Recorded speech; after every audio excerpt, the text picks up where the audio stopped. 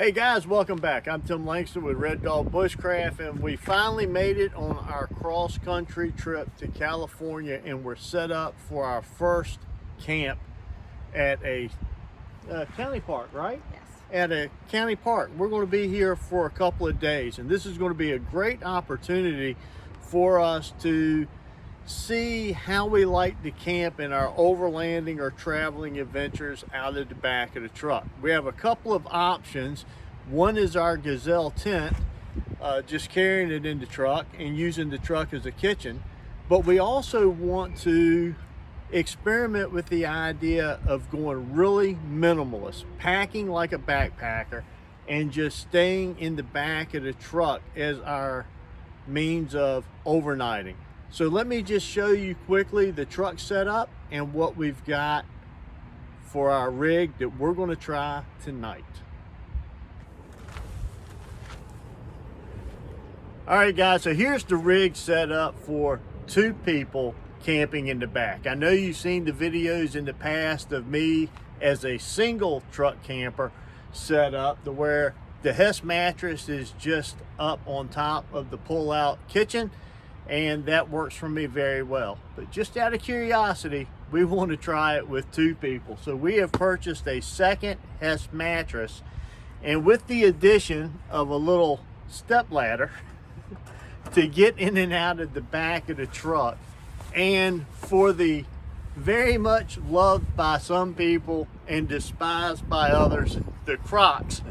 And the reason I decided on the Crocs was I can leave them on the ground overnight, and if it rains, it doesn't mess with them. My good shoes can go in the truck. And in a minimal camp setup, how well can we sleep in the back of the truck? And we have already played around with a couple of different configurations, and we have determined that there's plenty of room in here for both of us. So Leigh Anne will take the top bunk and I'll take the bottom bunk, and we're going to try this out tonight and see how it does. Now hopefully we have played around a little bit with us getting up in case we have to get up in the middle of the night, nature calls, about the feasibility of getting in and out without disturbing the other person too much. And we think we've got a system set up to where it'll work for us. The rest of the truck setup is exactly the way it has been in my single or my solo truck camping videos. So we'll come back in the morning and do a little bit of an after action review, let you know how the old rig works out. 2 people. All right guys, welcome back. I must admit we did not do the wake up, I'm in bed, good morning thing. I woke up, nature was calling. I needed to go to the restroom and I had to make me some coffee. So we're joining you on the tailgate the following morning after sleeping in the back of the truck. And well, how'd you like it? I was very comfortable. I had plenty of room. My sleeping bag was thick enough. It was chilly last night, but I mean, it was perfect, actually. Perfect weather. Yeah.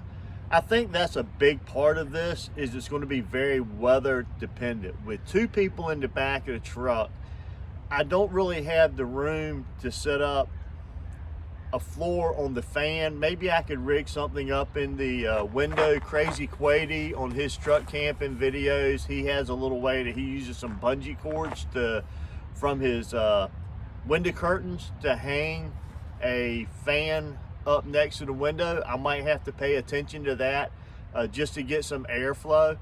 As far as running some type of heat, I don't know how I would do that yet. So it's going to be a very seasonal opportunity, I believe.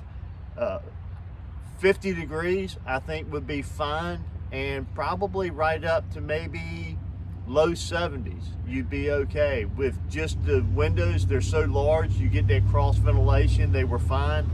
As far as having room, with her up elevated and me on the floor, we could both come and go without really stepping on the other one or the other one having to get out of the truck. That part was fine.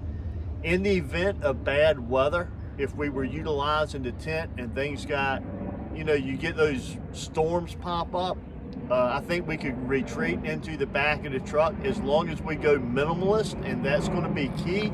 Right now, our campsite kind of looks like a yard sale.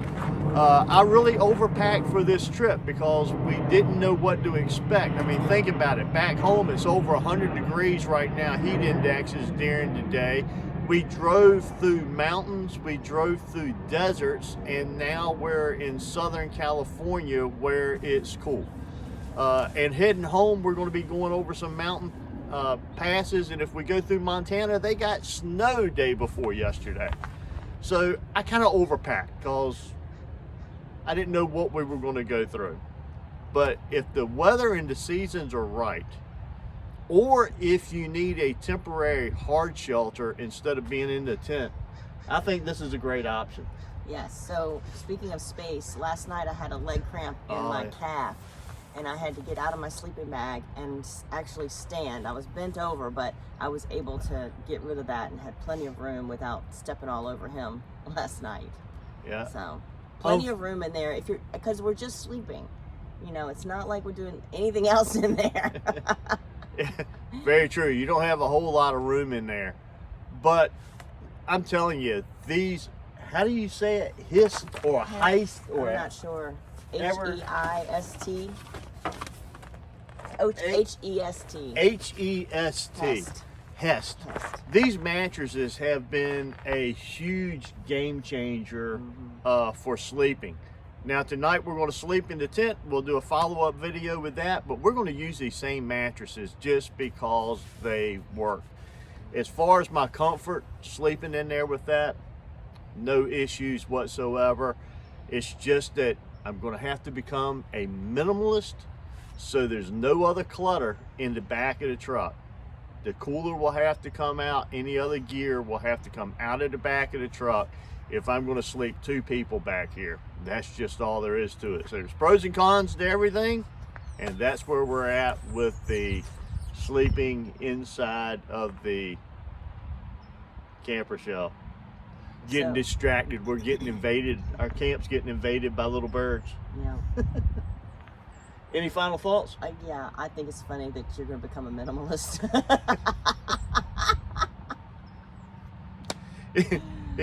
It's going to be a challenge, right? We all have our challenges in life. Reducing gear and not carrying as much stuff will definitely be my challenge. Right. Yeah.